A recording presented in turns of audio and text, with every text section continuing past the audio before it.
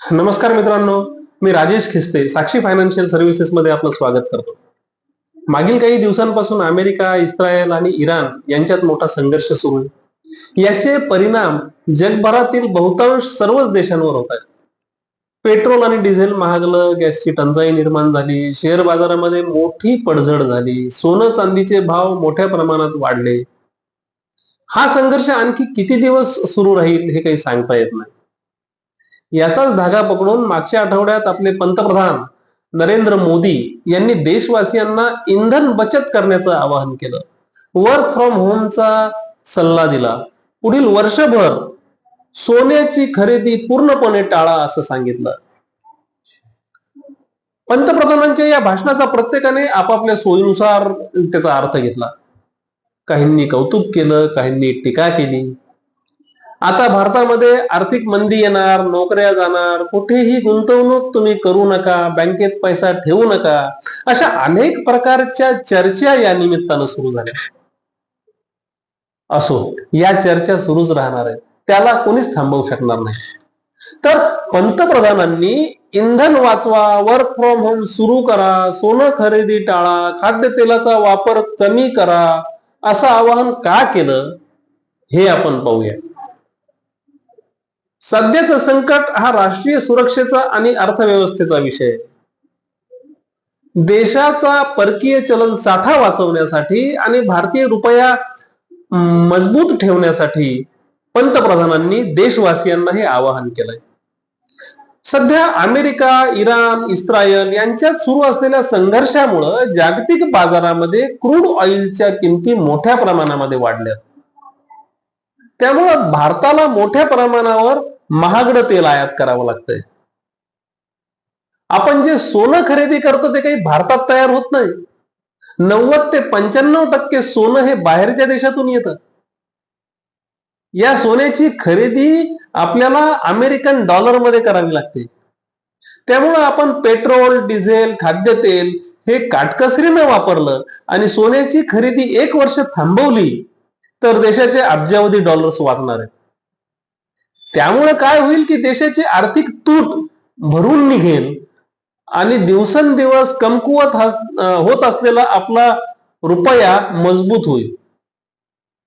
त्यामुळं पंतप्रधानांनी इंधन बचतीच्या बाबतीत, सोनं खरेदीच्या बाबतीत, वर्क फ्रॉम होमच्या बाबतीत जे आवाहन केलंय त्यामुळे काळजी करण्याचं काही कारण आहे असं मला वाटत नाही. मात्र या बाबतीत आपण काळजी घेतली पाहिजे, काळजीपूर्वक राहिलं पाहिजे. आता राहिला गुंतवणूकदारांचा प्रश्न. तर सोनं खरेदी केलं तरच गुंतवणूक होते असं काही नाही. सोनं खरेदी ऐवजी घर खरेदी करा. मी तर म्हणतो सोनं खरेदी म्हणजे तुमची डेड इन्व्हेस्टमेंट आहे. कारण सोनं खरेदी करा आणि नंतर ते काळजीपूर्वक सांभाळत बसा. चोरीची भीती आणि सोन्याचे भाव कधी खालीवर होतील ते काही सांगता येत नाही. या उलट प्रॉपर्टीचं आहे. तुम्ही कोणत्याही मोठ्या शहरात घर, फ्लॅट किंवा रो हाऊस घ्या आणि भाड्याने द्या. तुमचं नियमित उत्पन्न सुरू होणार. सोनं खरेदी केलं तर त्यापासून उत्पन्न वगैरे काही नाही.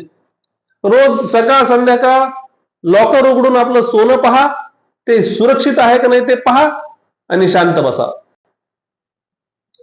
सोन्याचे भाव आज वाढलेले पण उद्याचं काही सांगता येत नाही.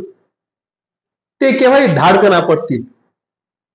पण प्रॉपर्टीचे रेट्स दिवसेंदिवस वाढतच राहतात. ते कमी झालेले आपण आजपर्यंत पाहिलेलं नाही. झालेच असतील तर 5-10%, त्याच्या उपर नाही. शिवाय तुम्ही जी गुंतवणूक प्रॉपर्टीमध्ये कराल त्याचे पैसे देशामध्येच खेळणार आहेत. हे पैसे आपण आपल्याच बिल्डरला देणार आहोत आणि त्या माध्यमातून आपल्या देशातल्या कामगारांचं, मजुरांचं पोट भरणार आहे. आता एआयचं युग आहे. त्यामुळे बऱ्याच जणांना नोकरी राहील की जाईल अशी चिंता सतावते. पण काळजी करण्याचं काही कारण नाही. मात्र शिस्तीत राहावं लागणार आहे. रोज अपडेट राहावं लागणार आहे. स्वतःला अपग्रेड ठेवावं लागणार आहे. प्रेझेंटेशन स्किल्स डेव्हलप कराव्या लागणार आहेत. हे जर तुमच्याकडे असेल तर तुम्हाला काळजी करण्याचं काहीच कारण नाही. विनाकारण काळजी करणं सोडा. सोनं खरेदी थांबवा, पण प्रॉपर्टीमध्ये गुंतवणूक करायला विसरू नका. प्रॉपर्टी मधले रिटर्न्स सोन्यापेक्षा देखील जास्त असणार आहेत. तेव्हा बिनधास्त राहा, टेन्शन घेऊ नका.